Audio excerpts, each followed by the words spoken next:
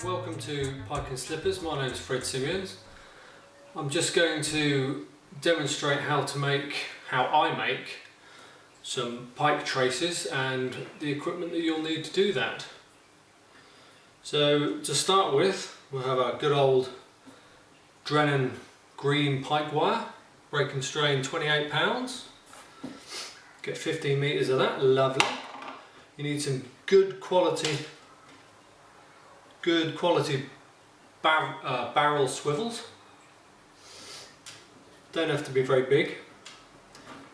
Twiddling stick, essential piece of kit, unless you're an octopus, of course. Trusty lighter, not everyone's favourite. Shrink wrap, again, some people tell you you don't need to use these, and they're right for the traces that they're making, but for these ones I think they're pretty essential, to be honest.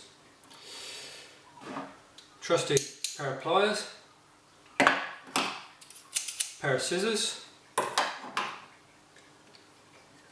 some size 8 to 6 hooks. These are size 6 actually.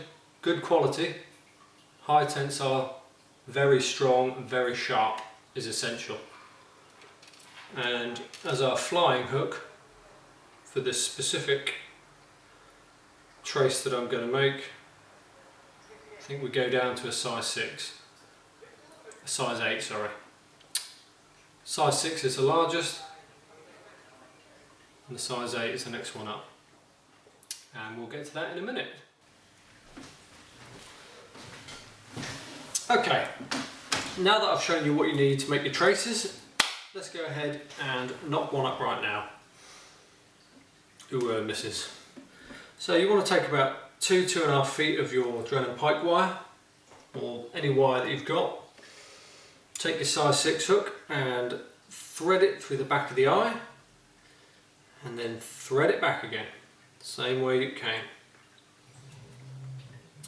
You can then take the resulting loop and just pull that over the sharp point of the hook. Don't pull it too tight just yet, because we're going to do something else. We're going to put our number 8, thread that through the back of the eye again on the other end of the line, and pull it all the way down. And you want to have that snug with the eye of the first hook, just like that. Okay, now we can take the loop of wire, pull it over the other hook that we've just threaded on, pull that a little tighter. Now take the tag end and thread it through the eye of the hook that you've just put on the back of the wire.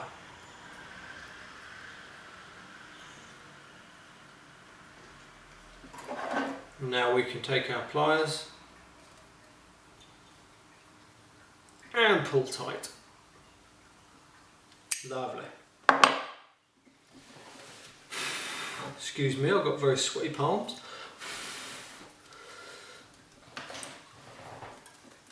Okay, now that we've threaded the wire through, we can take our twiddling stick, an essential piece of kit in any fisherman's toolbox. Place it on the shank of the hook. Take our wire, our tag end, hold it at 90 degrees to the main wire. Grip it between our thumb and our index finger if we can, making sure we're nice and tight, and twiddle that stick.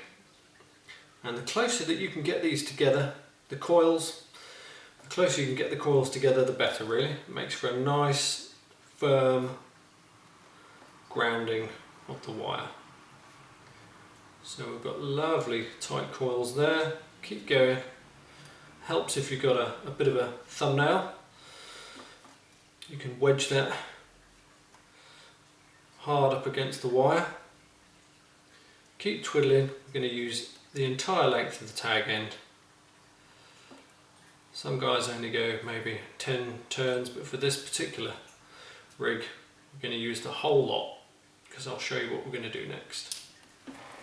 Okay, that's twiddled. We're nice and tight, nice and firm. Now, the next step is to take our shrink wrap that I showed you earlier, feed that over the back of the wire, the other end, nice and easy on. There we go. And the reason we're using the shrink wrap is so that it can, when it gets shrunk by the lighter, it tightens up close to the coils and creates friction so that this won't come off and the coils can't untighten, if I've explained that very well. So move the shrink wrap right up to the end of the shanks of the hooks. Make sure the eyes are covered and both shanks are covered. Just wipe our hands down. Sweaty business. I'm so excited at the next prospect of the next fishing trip. I'm positively perspiring. Easy for you to say, Governor. Right, take your lighter. Click, click.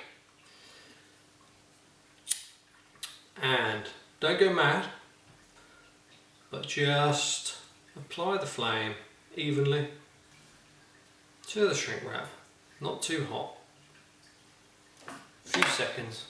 When it's still hot, you want to flatten that down and roll it all the way tight, flush against the coils.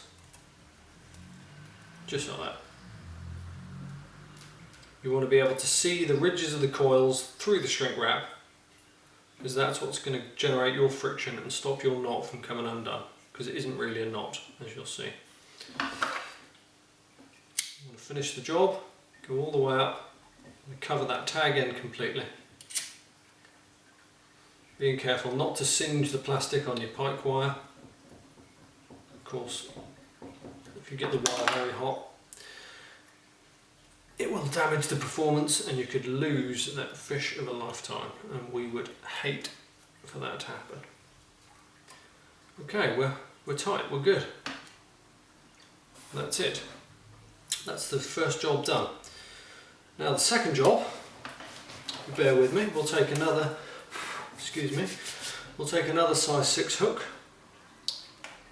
take the end of the wire and thread it through the back of the hook.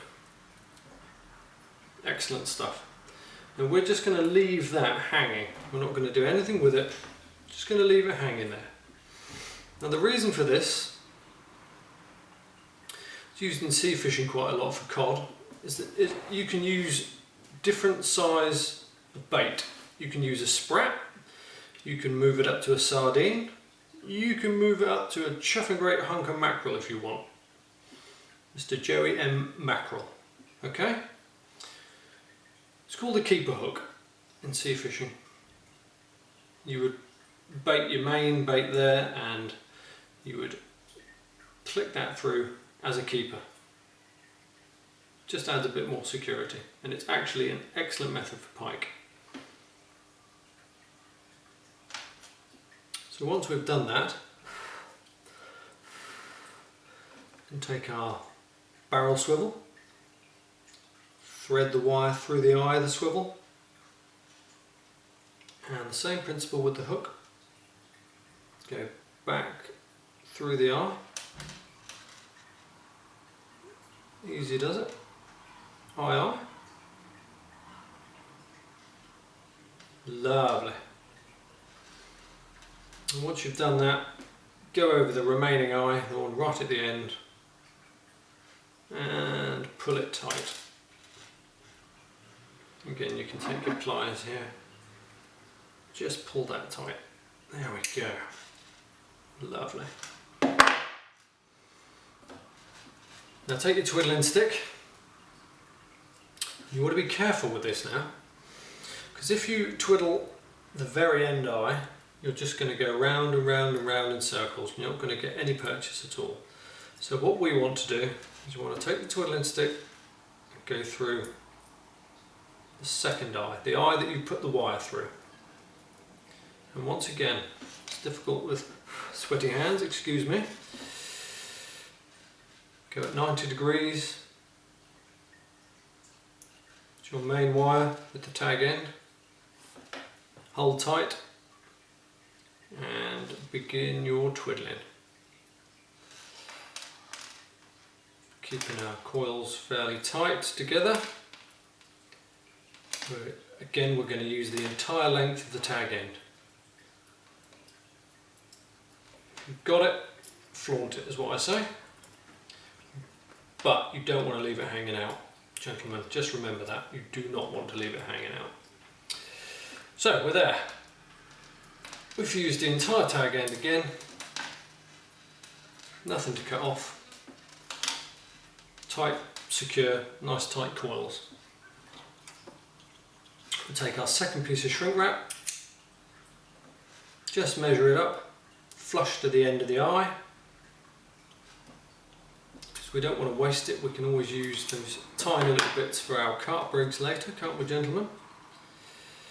Thread it over.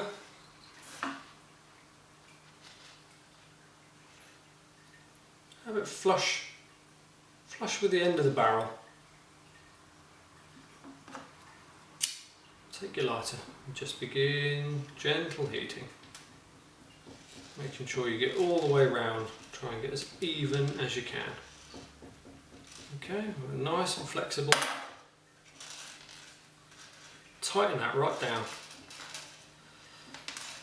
Get those coils showing through, because that's going to be our friction.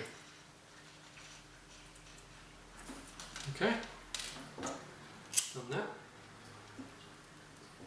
Continue all the way to the end, making sure we don't singe our wire, because that makes it less strong. You could lose that all-important fish you're going home to tell your missus about. There we go. Asbestos fingers Monty. Give that a final little burn just there. Make sure that we really tighten down on these coils. This is not the best shrink wrap that I've ever used, I have to say, but with a little bit of perseverance we get there in the end. And that's a good rig, that's a tidy, strong rig. So you've got a keeper hook, a flying hook, that will go into the body of the bait that you're using, and this will go into the body of the bait that you're using, and that one will go into the fish's mouth, hopefully. And once you're in, you're in. Trim the barbs off the two larger hooks, and that is a remarkably easy rig to get out even when it's deep hooked. And that's my rig, gentlemen. Thank you very much.